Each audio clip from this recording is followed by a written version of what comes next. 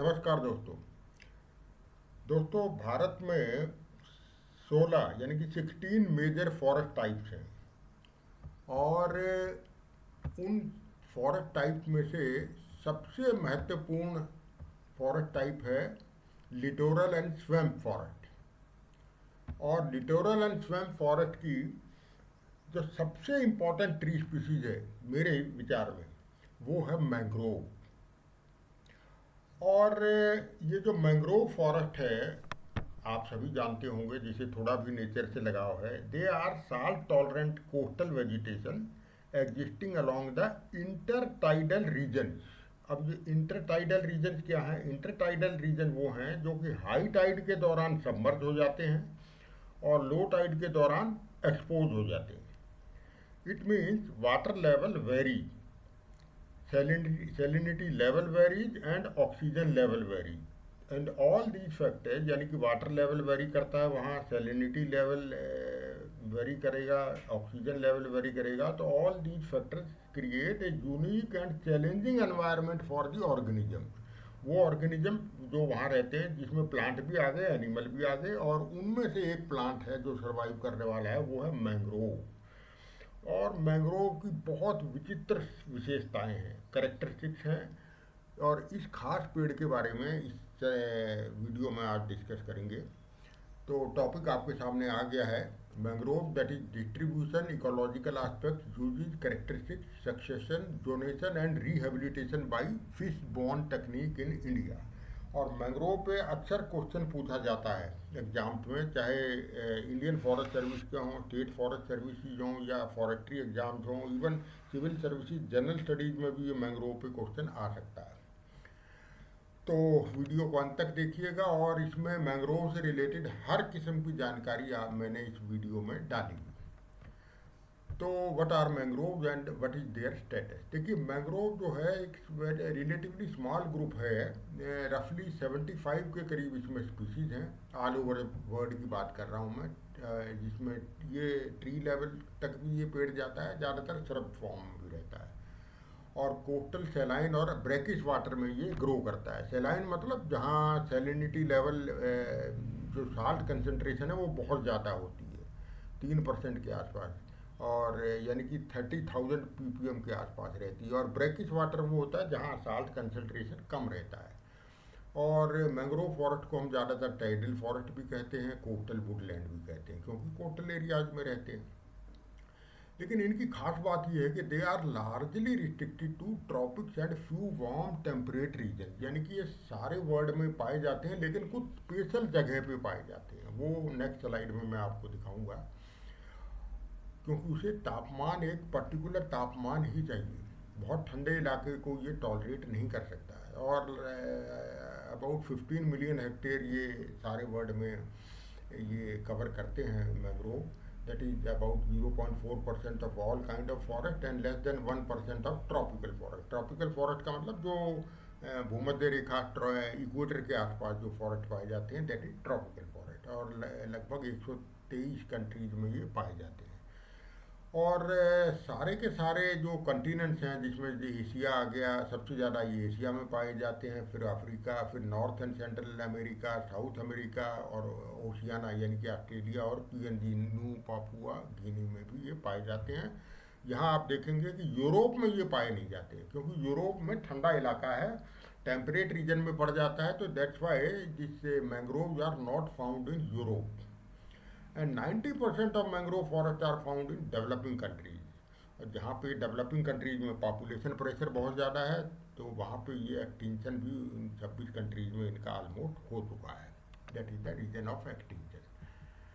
अब ये देखिए, ये मैंग्रोव पाए जाते हैं इक्वेटर के आसपास, यानी कि 30 डिग्री नॉर्थ ऊपर और 30 डिग्री साउथ नीचे। तो इसी एरिया में, जो इक्वेटर के दोनों तरफ ये पाए जाते हैं।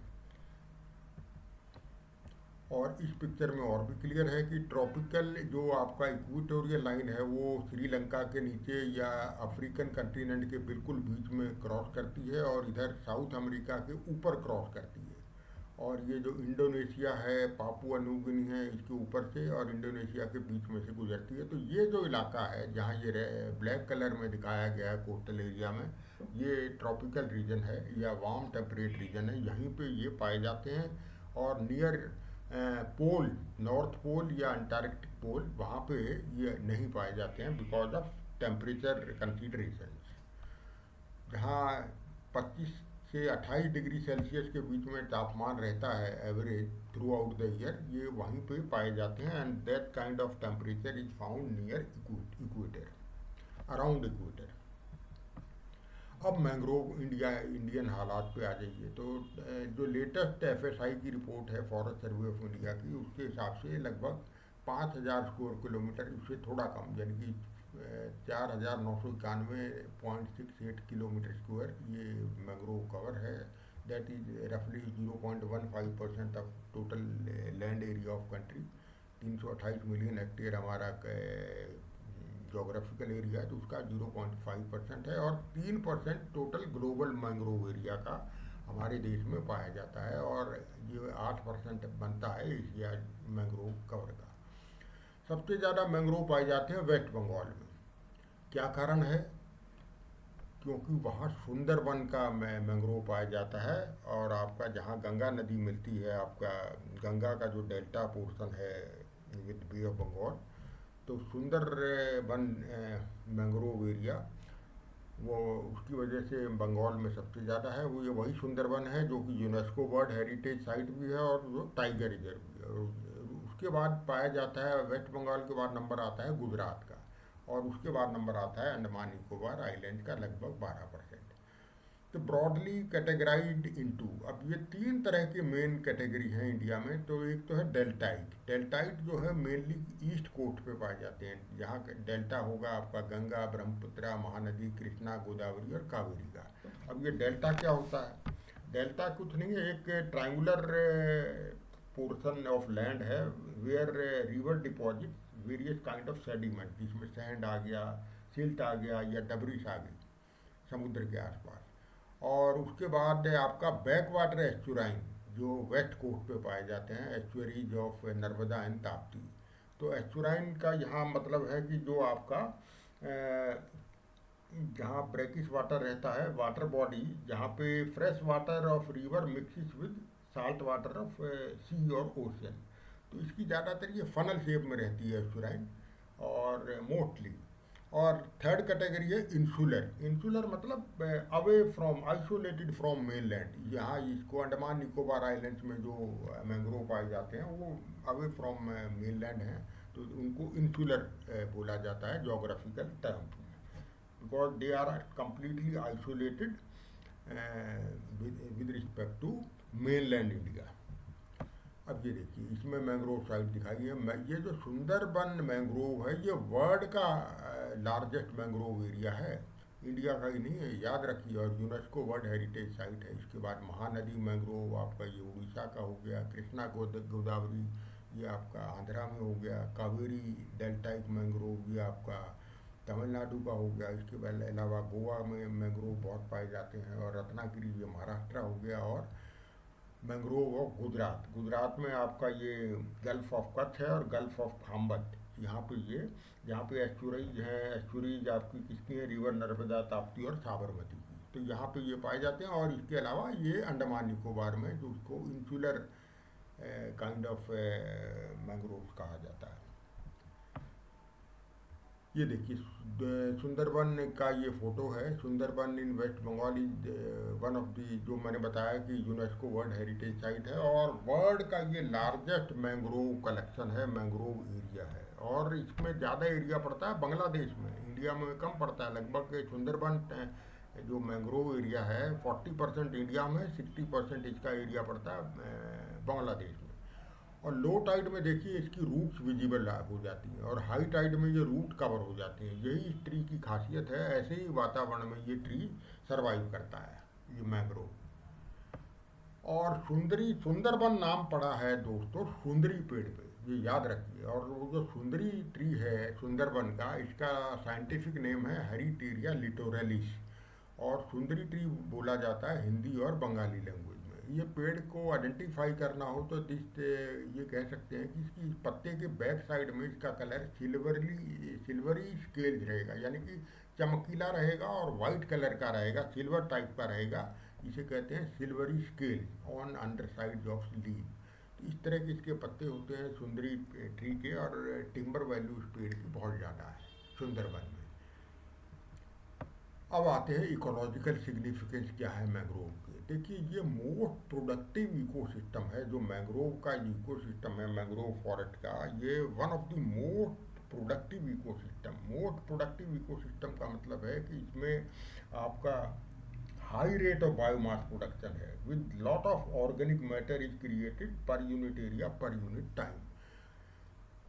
और इसके बाद मैंग्रोव की खास बात यह है, जो मैंने शुरू में अपने इंट्रोडक्शन में कहा, कि मैंग्रोव की बहुत सबसे बड़ी खासियत है इसकी carbon sequestration capacity. They can store up to 5 time as much as organic carbon as with respect to tropical upland forest. जो टेरिटोरियल फॉरेस्ट में सबसे इम्पोर्टेंट जो बायोडाइवर्सिटी जहाँ पाई जाती है वो ट्रॉपिकल रेन फॉरेस्ट। उस ट्रॉपिकल रेन फॉरेस्ट की तुलना करें तो ये मैंग्रोव जो है उससे 5 टाइम ज़्यादा कार्बन को स्टोर करता है। तो कार्बन, तो इसकी वजह से क्लाइमेट चेंज क्राइसिस में इसका बहुत बड़ा रोल है मैंग्रोव का। इसके अलावा ये शोर लाइन प्रोटेक्शन में ये यूज करे इसका रहेगा, क्योंकि वो इरोजन को प्रिवेंट करता है। और ये ब्रीडिंग, फीडिंग और नर्सरी ग्राउंड है बहुत रेंज ऑफ फाउना के लिए। बहुत सारे यहाँ के समुद्री जीव जंतु और आपके बर्ड्स वगैरह पाए जाते हैं, और ये सबके लिए ये नर्सरी ग्राउंड है। और it enhance natural recycling of nutrients. यहाँ पे न्यूट्रिएंट्स रिसाइकलिंग बहुत फास्ट होता है मैंग्रोव फॉरेस्ट में। क्यों होता है? Because of detritus factor. अब ये डेट्रीटस होता है variety of dead organic matter. Dead organic matter चाहे प्लांट का हो चाहे एनिमल का हो। तो इस वजह जो डेट्रीटस मटेरियल ज़्यादा होगा, यानी कि डेड ऑर्गेनिक मटेरियल ज़्यादा प्रोड्यूस होगा, तो न्यूट्रिएंट रिसाइकलिंग बहुत फास्ट होगी। न्यूट्रिएंट रिसाइकलिंग फास्ट होती है तो एनर्जी फ्लो बहुत फास्ट होता है। तो इसलिए ये प्रोडक्टिव इकोसिस्टम है। इसके बाद मेडिसिनल वैल्यू बहुत है इसके जो वेरियस स्पीशीज़ हैं मैंग्रोव की। और इडिबल फ्रूट भी इसमें पाए जाते हैं, और लोकल फायरवुड और टिम्बर वैल्यू भी इसकी बहुत है। और सबसे इम्पोर्टेंट मैंग्रोव एप्पल पाया जाता है सोनेरेटिया कैजोलरिस या सोनेरेटिया अल्बा जिसे कहा जाता है। देखिए, ये एप्पल के शेप का इसका फ्रूट होता है, that's why it is called mangrove Apple. बहुत खाने में टेस्टी होता है, और इसकी खासियत ये होती है लेदरी लीव्स होते हैं, थोड़ा मोटा इसका पत्ता रहेगा, इसको लेदरी लीव कहते हैं। और इस किस्म के इसके फ्लावर होते हैं रेड कलर के। तो एक और इम्पॉर्टेंट इसका रोल है मैंग्रोव का during storms, hurricanes and various types of typhoon. Tsunami में ये मैंने खुद ऑब्जर्व किया है। जो 2004 की सुनामी आई थी एशिया में, जिसका ओरिजिन था आपका इंडोनेशिया का एक आइलैंड। तो जो दिसंबर 26 2004 की सुनामी थी, उसमें जो एक आइलैंड था नील आइलैंड, अंडमान निकोबार आइलैंड्स में, पर्टिकुलरली निकोबार रीजन में बहुत तबाही हुई थी। लेकिन नील आइलैंड में लोग बच गए थे, जिसको अभी कहा जाता है शहीद आइलैंड। अभी बीजेपी गवर्नमेंट ने इसका नाम चेंज कर दिया है। तो वहाँ पे कोई डेथ नहीं हुई। क्यों? क्योंकि थोड़ी मॉडरेट टाइप की जो सुनामी वेव्स होती हैं उसको ये प्रोटेक्ट करता है ये मैंग्रोव। बहुत हाई सुनामी वेव्स होंगी, उसको प्रोटेक्ट नहीं कर पाएगा, शील्ड नहीं कर पाएगा। लेकिन मॉडरेट और लो लेवल की अगर सुनामी होगी तो ये आपका मैंग्रोव जो है ये कोस्ट लाइन को और जान माल के नुकसान को बहुत रोकता है। तो ये नील आइलैंड, जिसको शहीद आइलैंड भी कहा जाता है, ये उसमें पूरी तरह से सिद्ध हुआ 2004 में। और मैं खुद उस समय अंडमान निकोबार आइलैंड में पोस्टेड था। तो मेरा खुद आंखों देखी हुई चीज़ है। इसके बाद आते हैं बेनिफिट्स पे। देखिए, मैंग्रोव फॉरेस्ट जो हैं बहुत सारे प्लांट स्पीशीज इसमें और एनिमल्स पाए जाते हैं। एनिमल्स में आपके ये बर्ड्स भी हो गए, मैमल्स भी हो गए।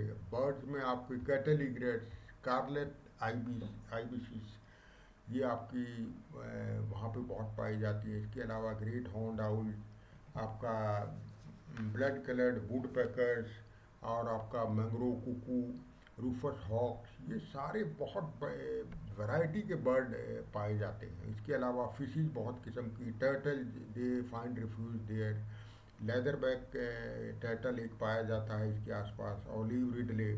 और इसके अलावा मैंग्रोव में आपका श्रिम्प और क्रैब और इसके अलावा प्रॉन्स ये बहुत बढ़िया पाए जाते हैं। और इस हिसाब से ये जो मैंग्रोव हैं they contribute very significantly to all fishing industry. तो ये पिक्चर के आप और देखिए, ये आपका स्कारलेट आइविस है, ये आपका इग्रेट्स है कि जिसको कैटल इग्रेट कहा जाता है, ये मंडराते रहते हैं, ये एक जंगली भैंसा है, वाइल्ड बफेलो। ये आपका ग्रेट हॉर्न्ड, ये आपका ग्रेट हॉर्न्ड आउल है। ये आपका ब्लड कलर्ड वुड पेकर, ये आपके मैंग्रोव कुकूज, ये आपका रूफस विंग हॉक, और ये आपकी प्रॉन, और ये आपका क्रैब। तो ये बहुत किस्म की फाउंडल डाइवर्सिटी है जो कि मैंग्रोव एरिया में पाई जाती है। तो टोटल इकोनॉमिक वैल्यू की अगर बात करें ये मैंग्रोव की, तो हम इस चार्ट के माध्यम से समझ सकते हैं कि यूज वैल्यू में डायरेक्ट यूज वैल्यू और इनडायरेक्ट यूज वैल्यू, यानी कि जो डायरेक्ट यूज की जाती है ह्यूमन बीइंग के द्वारा, तो डायरेक्ट यूज वैल्यू में आपकी फिशेज, प्रॉन, श्रिम्प, क्रैब आ गए। और इनडायरेक्ट यूज वैल्यू जो मैंने कहा कि various kind of ecosystem services, particularly regulating kind, ये storm protection, tsunami protection, flood control, ये आपका इनडायरेक्ट यूज वैल्यू हो गई मैंग्रोव की। और नॉन यूज वैल्यू वो होती है जहाँ आप यूज नहीं कर रहे लेकिन ये फ्यूचर में यूज कर सकते हैं, जैसे ऑप्शन यूज वैल्यू, यानी कि मैं अभी मेरे पास ऑप्शन नहीं है ये विजिट करने के लिए, but I will like to visit mangrove area in future for recreation purpose और एजुकेशन पर्पज, तो मैं उसको ऑप्शन वैल्यू देता हूँ। बीक्वेस्ट वैल्यू होती है जहाँ फ्यूचर जनरेशन इज इन्वॉल्व, मैं अपने बच्चों के लिए, मैं अपने भावी पीढ़ी के लिए मैं उसको प्रिजर्व करना चाहता हूँ, that's why I give value to mangrove, that is called bequest value, जहाँ जनरेशन इन्वॉल्व है। इसके बाद एग्जिस्टेंस वैल्यू, इसका मतलब है कि मैं उसको वैल्यू करता हूँ because I like mangrove, because I appreciate the role of mangrove in biodiversity conservation, in environmental conservation, that's why I like their existence. मुझे पसंद है मैंग्रोव क्योंकि वो मेरे सारी मानवता के लिए बायोडाइवर्सिटी के कंजर्वेशन बहुत ज़रूरी है, इसलिए मैं उसको वैल्यू करता हूँ, that is called existence value. तो ये टोटल इकोनॉमिक वैल्यू मैंग्रोव की बहुत ज़्यादा है। अब आइए विशेष तौर से जो करेक्टरिस्टिक्स हैं, जैसे मैंने शुरू में कहा कि ये बहुत ही विशेष करेक्टरिस्टिक्स हैं, विचित्र किस्म की विशेषताएं हैं ये मैंग्रोव की। तो सबसे पहली विशेषता है एवरग्रीन इकोसिस्टम, हमेशा ये हरा भरा रहता है। दूसरा, ये हाई सेलाइन और मड कंडीशंस को टॉलरेट करता है, यानी कि ये फैकल्टेटिव हेलोफाइट्स हैं। फैकल्टेटिव हेलोफाइट्स का मतलब है कि ये सेलाइन कंडीशंस को भी टॉलरेट करेगा, नॉन सेलाइन को भी, यानी कि ज़्यादा सेलाइन और कम सेलाइन को। बहुत सारी मैंग्रोव स्पीसीज हैं जो कि ज़्यादा सेलिनिटी लाइक करती हैं, बहुत सारी ऐसी स्पीसीज हैं जो कम सेलाइन एरिया में आ जाती हैं। और मैंग्रोव की एक और खासियत है, दे प्रोड्यूस न्यूमेटोफोर्स। न्यूमेटोफोर्स होती हैं ब्रीदिंग रूट्स, तो इस ब्रीदिंग रूट्स की वजह से के कारण ये ऑक्सीजन सप्लाई मिलती है ये रिस्पिरेशन पर्पज के लिए मैंग्रोव को। तो ये न्यूमेटोफोर्स जो ब्रीदिंग रूट्स हैं, ये खासियत है कुछ मैंग्रोव की। और इस न्यूमेटोफोर्स में एक बहुत सारे न्यूमरस पोर्स होते हैं जिन्हें हम कहते हैं lenticels, and these lenticels allow oxygen to enter and carbon dioxide to exit. यही ये रिस्पिरेशन में होता है, वो अपना फूड बनाने के लिए, जिंदा रहने के लिए उसको ऑक्सीजन चाहिए रिस्पिरेशन पर्पज में।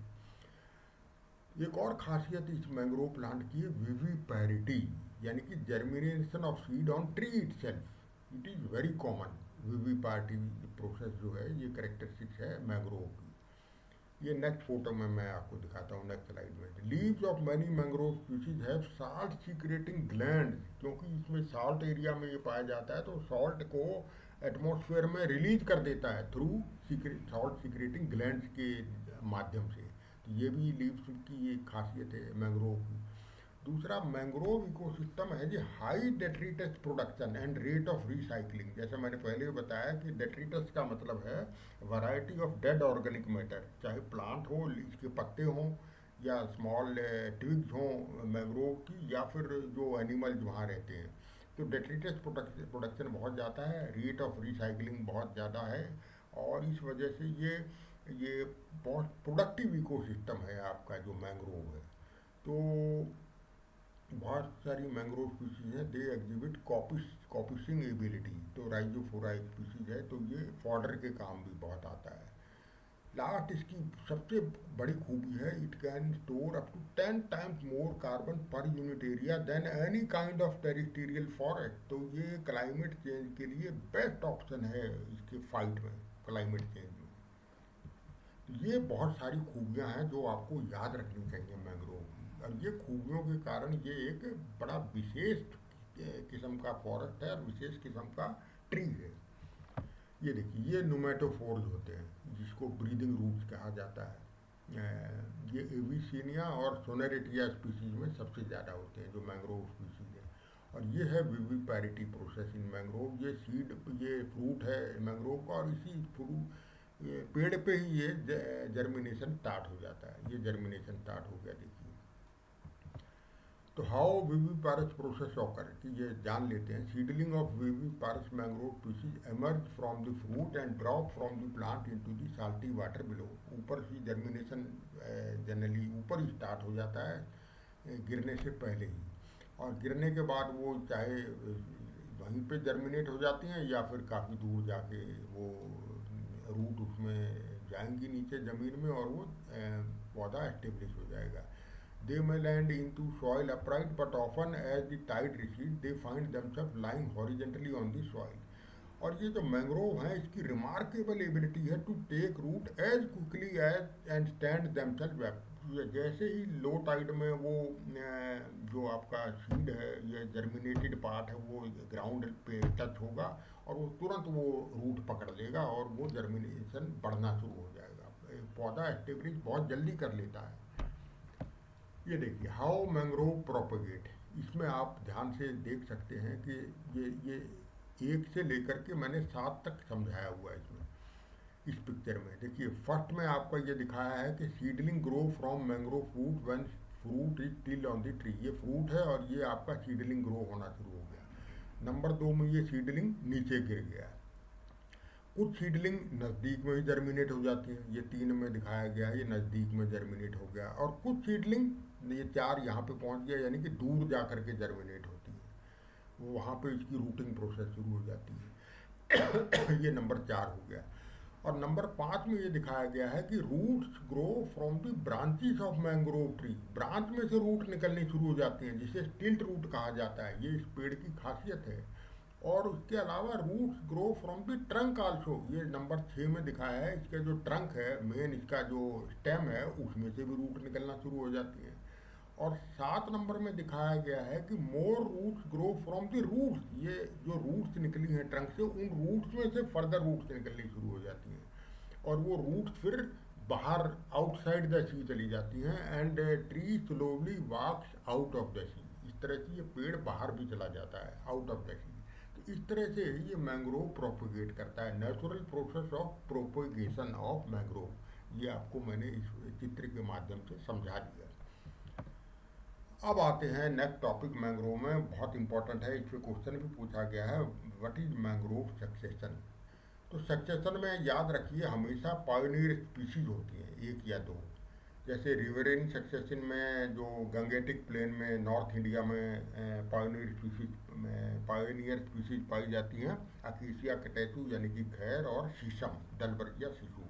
इसी तरह से मैंग्रोव में जो पायोनियर स्पीशीज हैं वो हैं एविसेनिया और सोनेरेटिया। ये जीनस हैं दोनों, इसमें स्पीशीज आगे बहुत सारी हैं, मैं खाली जीनस ही मेंशन कर रहा हूँ। एविसेनिया याद रखिए और सोनेरेटिया याद रखिए, ये पायोनियर स्पीशीज हैं मड्डी कंडीशन में।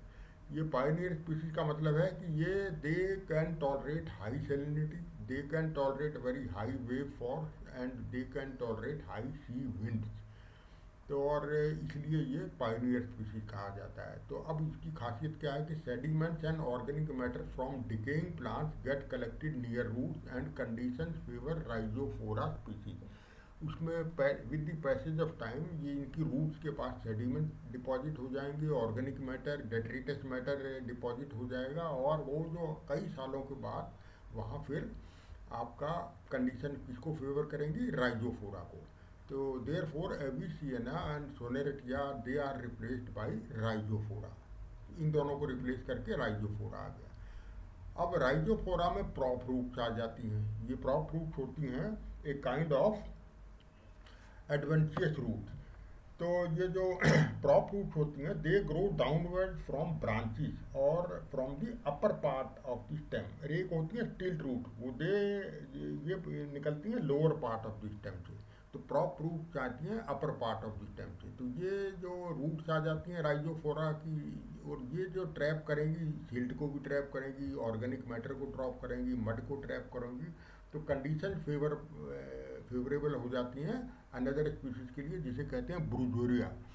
तो उसके बाद ये कंडीशन फेवर हो जाती हैं कई सालों के बाद, तो राइजोफोरा की जगह ब्रूजोरिया स्पीशीज आ जाती हैं। तो और ब्रूजोरिया स्पीशीज जो है ये फर्दर सॉइल स्ट्रक्चर को मॉडिफाई करेगा, और काफ़ी सालों के बाद सॉइल कंडीशन इस तरह की हो जाएंगी कि कुछ पाम लाइक स्पीशीज आ जाती हैं, जिसे निपा पाम कहते हैं या पंडेनस पाम कहा जाता है। तो इस तरह से ये मैंग्रोव सक्सेशन चलता है। इसमें आप क्लियरली देख सकते हैं। देखिए यहाँ से शुरू करिए, जोन 1 जो है ये फोर शोर यानी कि ये समुद्री एरिया है। और उसके बाद जो पायोनियर स्पीशीज मैंने बताया जोन 1 में, आपकी जोन 2 में ये दिखाई है पायोनियर जोन। इसमें एविसेनिया और सोनेरेटिया आते हैं, और ये हैं इसकी न्यूमेटोफोर जो कि ब्रीदिंग रूट्स जो मैंने आपको बताया। जब कंडीशन फेवरेबल हो जाती हैं तो जोन 3 में आपका आ जाता है राइजोफोरा। और फर्दर कंडीशन जब इम्प्रूव कर जाती हैं, क्लाइमेटिक कंडीशन और सॉइल कंडीशन थोड़ा अनरिचमेंट हो जाता है सॉइल का, तो आ जाता है ब्रूजोरिया। ये देखिए जोन 4 ट्रू मैंग्रोव फॉरेस्ट जो होता है वो ब्रूजोरिया का ही होता है। और सबसे लास्ट में आ जाते हैं आपके टेरिटोरियल मार्जिन पे पाम ट्रीज आ जाते हैं। तो इस तरह से सक्सेशन प्रोसीड करता है आपका मैंग्रोव में। नेक्स्ट पूछा गया है क्वेश्चन डोनेशन पे। तो ये डोनेशन और सक्सेशन ऑलमोस्ट सेम है तरीके से चलता है, इसको मैं समझा देता हूँ। तो डोनेशन जो है ये नॉट कॉमन और same for different region India, east coast, west coast, Andaman Nicobar islands में डोनेशन ये जरूरी नहीं कि सेम स्पीशीज हर जोन में वही पाई जाएंगी, लेकिन ये डिपेंड करता है मेनली टाइडल इनुंडेशन पे, कि वहाँ टाइड्स का कितना उतार चढ़ाव कितने समय तक रहता है, सेलिनिटी लेवल क्या रहता है, सॉइल टाइप क्या रहती है, यानी कि क्लाइमेटिक और एडाफिक फैक्टर इसमें मैटर बहुत करते हैं। तो ब्रॉडली 3 किस्म के जोन पाए जाते हैं डोनेशन में। फ्रंट मैंग्रोव जिसको प्रॉक्सिमल में जोन कहा जाता है, ये वही है जो मैंने आपको बताया, जो पाइनियर स्पीशीज एविसिनिया और सोनेरेटिया। और ये दोनों मैंने बताया खासियत है न्यूमेटाफोर यानी कि ब्रीदिंग रूट्स प्रोड्यूस करते हैं, और मड्डी और सैंडी एरिया में सबसे पहले ये आ जाती है। थोड़ा बहुत उसके बाद मैंने आपको बताया राइजोफोरा। तो प्रॉक्सिमल जोन में या फ्रंट मैंग्रोव में आपका ये एविसिनिया सोनेरेटिया भी लिखिए, और उसके साथ राइजोफोरा स्पीशीज भी आप मेंशन कर सकते हैं, राइजोफोरा एपिकुलाटा, राइजोफोरा मुक्रोंटा, या खाली राइजोफोरा स्पीशीज भी लिखेंगे तो भी चलेगा। तो ये 3 स्पीशीज पहली जोन में मोटे तौर से पाई जाती है, that is called front mangrove. उसके बाद मिड मैंग्रोव में जब कंडीशन फर्दर इंप्रूव हो जाती हैं, तो मैंने आपको बताया था पिछले सक्सेशन में, राइजोफोरा के बाद आ जाता है ब्रूजोरिया स्पीशीज, और उसके साथ आ जाएगा सेरियोप्स टैगन, ये भी एक बहुत इंपॉर्टेंट स्पीशीज है। तो इसे कहा जाता है कोर जोन, जिसको मिडिल जोन कहते हैं। और इसमें थोड़ा सा सीवियरिटी ऑफ वेव, विंड इनुंडेशन ये थोड़ा सा कम हो जाता है फ्रंट मैंग्रोव की तुलना में। लास्ट में जो मैंग्रोव रहेंगे बैक मैंग्रोव या डिस्टल जोन, डिस्टल जोन रहेगा थोड़ा away from sea coastal area, जिसमें आपका आपका आ जाएगा हेरिटेरिया लिटोरलिस, यानी कि सुंदरबन वाली जो सुंदरी है वो पेड़ भी यहाँ पाया जाएगा, और इसके अलावा जाइलोकार्पस स्पीशीज। और दोनों स्पीशीज की खासियत है कि बटर फॉर्मेशन इसमें बहुत बढ़िया होता है। और बटर फॉर्मेशन के का मतलब है कि ये स्टेबिलिटी इनको मिल जाती है। ये देखिए ये बटर फॉर्मेशन इस किस्म का होता है जाइलोकार्पस और सुंदरी में। It protect the trees from the storms and provide stability. तो और ये जो टिम्बर वैल्यू बहुत बढ़िया है इसकी, ये हेरिटेरिया लिटोरलिस यानी कि सुंदरी की, और जाइलोकार्पस, जिसको जाइलोकार्पस ग्रेनेटम को हम कैनन बॉल मैंग्रोव भी कहते हैं। इनकी timber value is very good and medicinal value. ये पर्टिकुलरली इसके सीड से डायरिया और डिसेंट्री का बहुत बढ़िया इलाज होता है। तो इन जनरल हम कह सकते हैं कि zonation is not very simple as it depends on many factor including climatic, soil and biotic factor. लेकिन मोटे तौर से डोनेशन जो मैंने आपको तीन बताए, front mangrove, middle mangrove and back mangrove, तो ये आप मेंशन कर सकते हैं। तो सक्सेशन और डोनेशन ऑलमोस्ट सेम स्पीसीज हैं, ये आप याद रखिए। ये बटरस फॉर्मेशन मैंने बता दिया, सुंदरी मैंग्रोव की फ़ोटो है, ये इमेज है। और जाइलोकार्पस और सुंदरी में ये buttress formation is very common. ये देखिए, ये अंडमान निकोबार में, साउथ अंडमान में एक सोलवे एरिया है, वहाँ का ये आपको दिखाया गया है। ये मैंने एक जर्नल से लिया, एक आर्टिकल से लिया है, पांडिचेरी यूनिवर्सिटी के साइंटिस्ट का ये आर्टिकल है। और आर्टिकल का नाम है distribution and zonation pattern of mangrove forest in shoal bay creek of Andaman island, south Andaman में है। ये देखिए सी साइड में ये जो आपको सबसे पहले कौन सा होता है, एविसियना एंड सोनेरेटिया।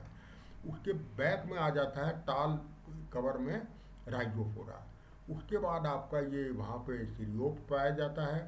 जनरली मैंने बताया कि सीरियोप्स आता है आपका ब्रूजोरिया के साथ, लेकिन ये सोलवे एरिया में सीरियोप्स के स्पीसीज पहले आपकी आ गई, सीरियोप्स, और उसके बाद जाइलोकार्पस, ग्रेनेटस, और उसके बाद ब्रूजोरिया। ये आपका उसके बाद ये पाम प्लांट पाम स्पीसीज शुरू हो जाती है, जिसको बैक मैंग्रोव कहते हैं। तो ये डोनेशन इस तरह का पाया जाता है आपका अंडमान निकोबार आइलैंड के, पर्टिकुलरली इन साउथ अंडमान। तो hope zonation is clear to you. अब आते हैं आर्टिफिशियल प्लांटेशन पे। आर्टिफिशियली प्लांटेशन की ज़रूरत क्यों पड़ी, क्योंकि हिंदुस्तान में मैंग्रोव की डिग्रेडेशन बहुत ज़्यादा है। डिग्रेडेशन मैंग्रोव की क्यों है, लोग इसको जलाने की लकड़ी के तौर पे इस्तेमाल करते हैं, एज ए टिम्बर इस्तेमाल करते हैं। तो जो डिग्रेडेड एरिया को फिर से आबाद करने के लिए ये तमिलनाडु में ये इन्वेंट किया गया फिश बॉन्ड टेक्निक। इसको फिश बॉन्ड टेक्निक इसलिए कहते हैं, ये देखिए, ये क्योंकि फिश बॉन्ड जो मछली जो जिन्होंने खाई है, तो मछली में जो सबसे बड़ी किस्म की हड्डी होती है वो फिश बॉन्ड इस किस्म की होती है। तो ये है डिग्रेडेड एरिया। और ये आपकी है नेचुरल कैनाल, यानी कि ये क्रीक एरिया भी हो सकता है। क्रीक क्या होता है, पहले तो ये देख लीजिए, फिश बॉन्ड टेक्निक को हेरिंग बॉन्ड टेक्निक भी कहा जाता है। तो इसमें ये होता है कि water from a creek, creek होता है narrow place where the sea comes a long way into the land.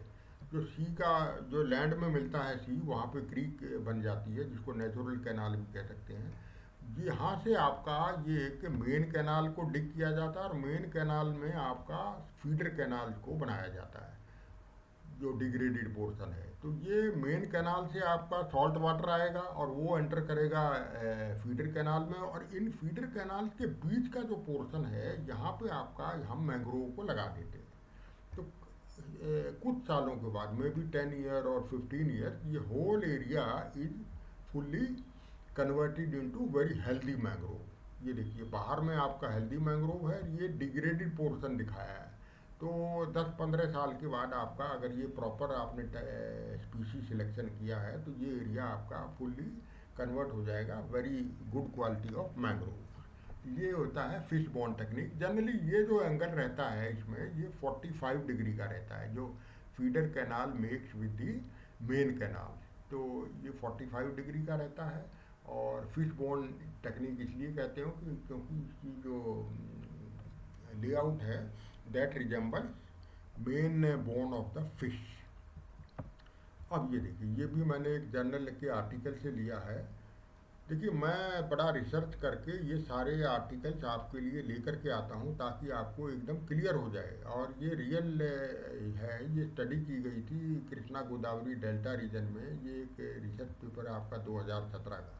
ये देखिए, ये आपका फिश बॉन्ड टेक्निक लगाई गई, और ये कुछ सालों के बाद 2003 में ये देखिए ये एरिया की हालत बदल गई।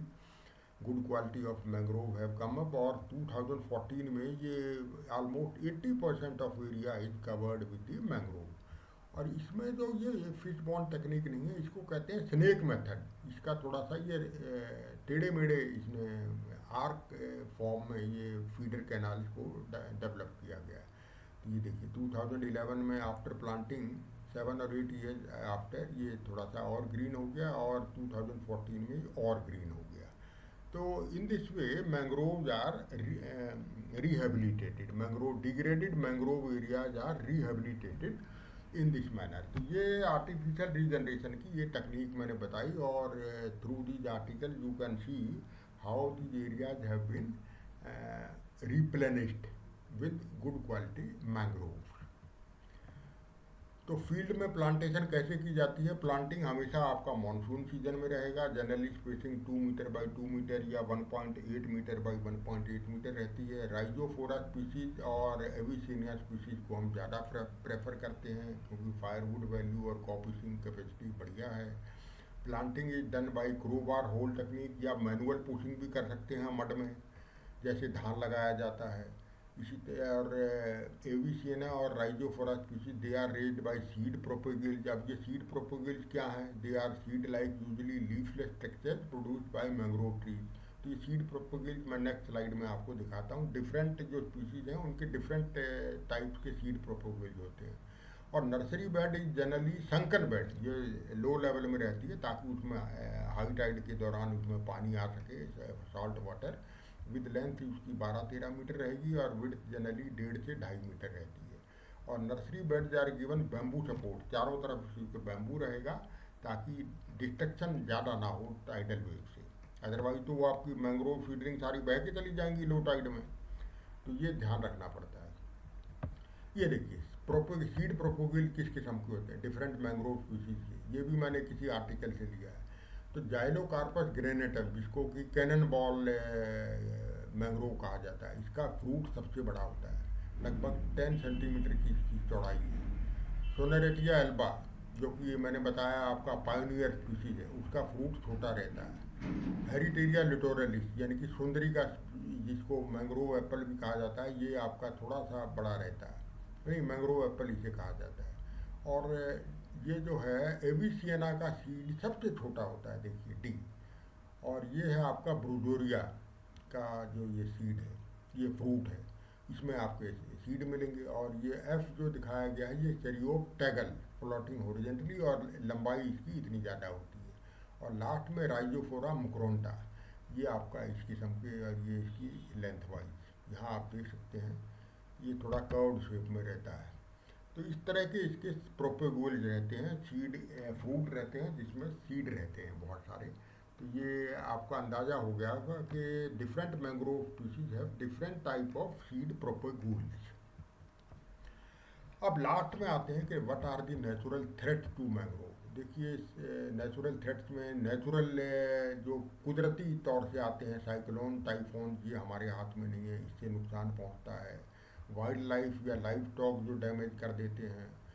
दूसरा infestation by barnacles which attach to young seedling, ये फोटो मैं अभी आपको आगे दिखाऊंगा। व्हाट आर बार्नेकल्स, जो कि रिस्पिरेशन और फोटोसिंथेसिस को प्रभावित करते हैं। फिर डैमेज बाय ऑयस्टर्स, ये आपको यंग लीव्स को आपको ये डैमेज करेंगे। इसके अलावा क्रैब्स, क्रैब्स मतलब केकड़ा, जो यंग सीडलिंग को अटैक कर देते हैं। और गर्डल द रूट कॉलर से, तो आपकी पूरी सीडलिंग को ये गिरा देते हैं, और वो खाते हैं किसको? फ्लैशी टिश्यूज को। इसके अलावा gastropods that eat young leaves and flower, ये भी फोटो में अभी आपको दिखाता हूँ। इसके अलावा इंसेक्ट पेस्ट हैं, जैसे वुड बोरर, जैसे जनरल टीक बोरर, साल बोरर होता है, कैटरपिलर, बीटल। तो ये सारी दिक्कतें हैं इसमें, नेचुरल थ्रेट से मैंग्रोव की भी होती हैं। इसके अलावा वीड्स हैं, जैसे अकंथस स्पीसीज सबसे कॉमन है, जैसे लंटाना कैमरा आपका ट्रॉपिकल फॉरेस्ट में पाया जाता है। तो इसी तरह से वीड्स भी एक नेचुरल थ्रेट है जो बढ़ रहा है मैंग्रोव एरिया में। ये देखिए इन्फेस्टेशन बाय बार्निकल, ये बार्निकल बहुत ही माइनर किस्म के वाइट कलर के ये हैं। ये आपकी देखिए, ये आपकी रूट्स के ऊपर लग गए हैं आपके ये मैंग्रोव में।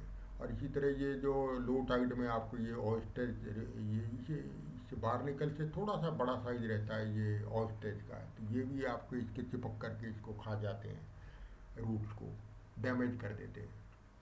तो जंगल में तो यहाँ लार्ज एरिया में तो इनका कोई इलाज नहीं है, लेकिन नर्सरी में इसका केमिकल मेथड से इलाज किया जाता है। इसके अलावा ये गैस्ट्रोपॉड जिस किस्म का होता है, जो कि यंग लीव्स को देखिए ये गैस्ट्रोपॉड जो है ये खा रहा है। और इस तरह से क्रैब जो है ये रूट कॉलर को डैमेज कर देता है और पूरी सीडलिंग को गिरा देता है, और यंग टिश्यूज को ये कंज्यूम कर लेता है, क्रैब यानी कि केकड़ा।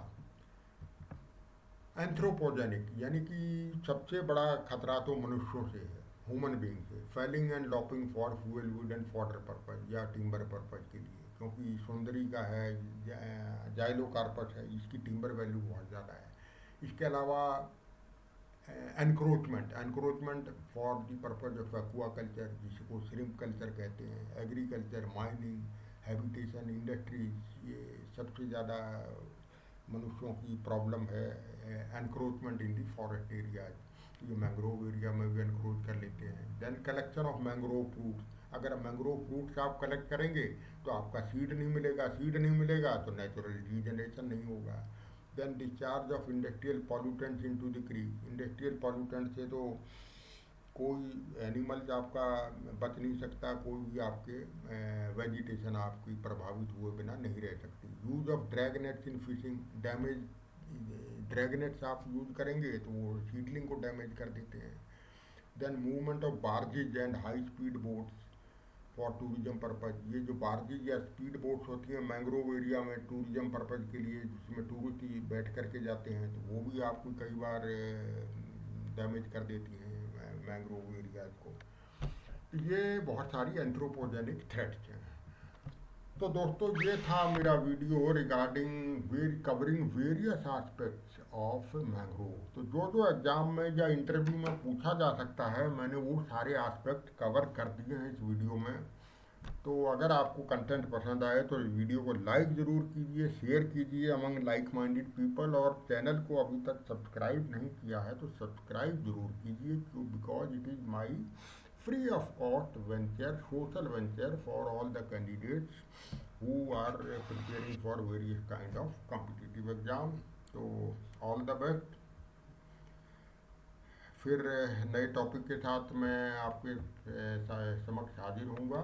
टिल देन गुड बाय, नमस्कार।